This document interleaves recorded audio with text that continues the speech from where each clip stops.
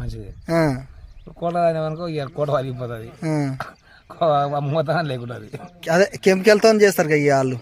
ఇదేమో మంచిగా మనం ఆడి మంది అని కూడా నన్ను చల్లదు, గట్టిగా ఉంటుంది.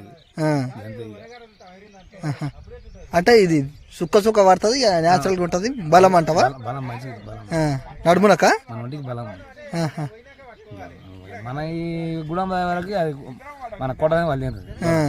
ఇది దాదాపు గట్టిగా మన తిండి తింటాము, తిండి కూడా ఓడుచుకుంటాం. అది ఇంకా అదే కదా తిప్పి తింటుంది కింద కోటలు.